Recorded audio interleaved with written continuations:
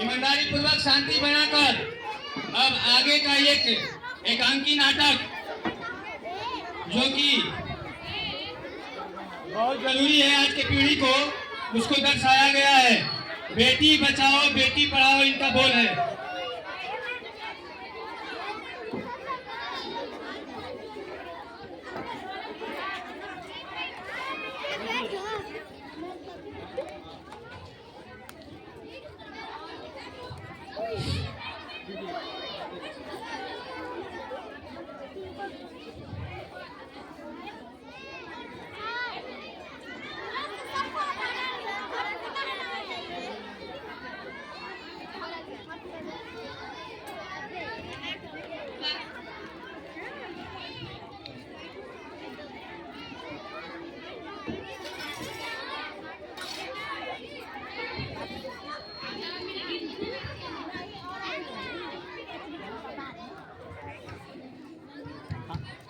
लाइए वाला hello hello देखिए वाला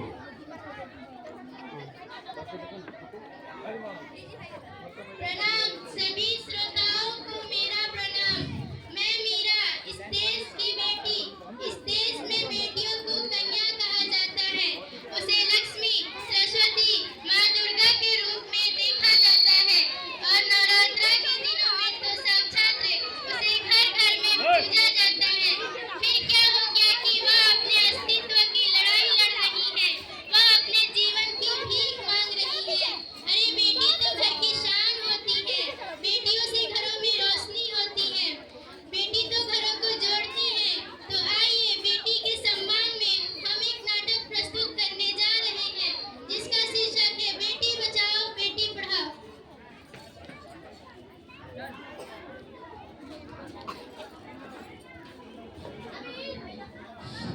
मीरा, ओ मीरा, तुमने कहीं मुन्ना को देखा क्या? पता नहीं सुबह सुबह कहाँ चला गया। अभी उसने कुछ खाया भी नहीं, दूध भी नहीं पिया। स्कूल जाने की तैयारी भी तो करनी है। नहीं माँ, मैं तो नहीं देखी। मैं तो सुबह से बर्तन धो रही हूँ। मैं कहाँ से मुन्ना को देखूंगी? वैसे माँ, मुझे पढ़ना लिखना बहुत अच्छा लगता है। मेरा भी दाखिला स्कूल में करा दो ना माँ।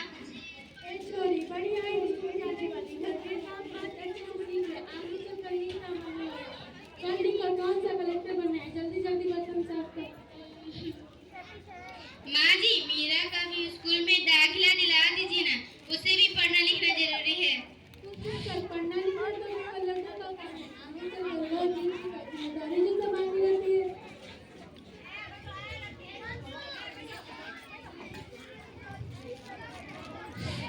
अरे यहाँ क्या हो रहा है और हमारी मीरा बेटी क्यों रो रही है?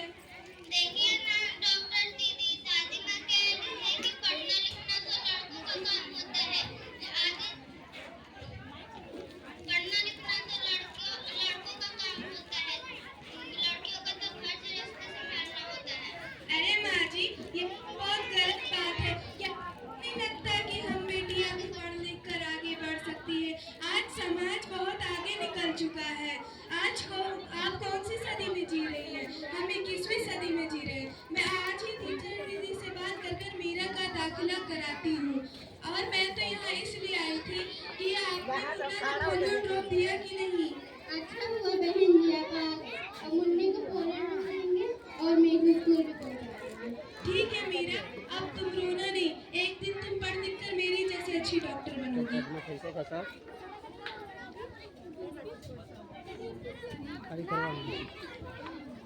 बहू, ओ बहू, एक गिलास पानी तो ला। अभी नहीं बाबूजी। खाली ये करा लीजिए सब बाबूजी। ए जा सब पीछे बैठो, सब पीछे।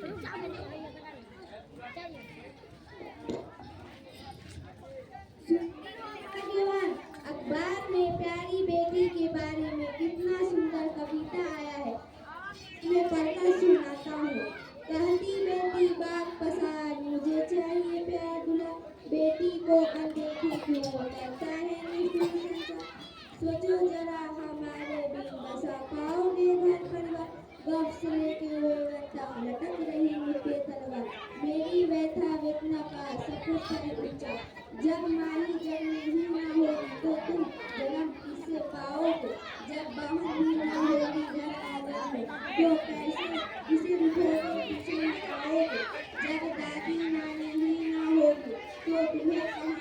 पोएम सुनाएगा। जब चलो ऐसे तो पीछे नहीं पड़ा, चलो निकल जाओ आगे से जाओगे, जब घर में बेटी ही ना होगी, हटो, तो किस पर जाओ पीछे से देखो। जाओगे? नारी के भी अरे कौन है ना, चलो यह बात कब समझ पाओगे? जब घर में बहू ही ना होगी तो कैसे वंश आगे बढ़ा पाओगे? नारी के बिना जग सुनना है, यह बात कब समझ पाओगे? हाँ तो आज कैसी लगी कविता, है ना मजेदार? कहे की मजेदार कविता मुझे नहीं आई पसंद।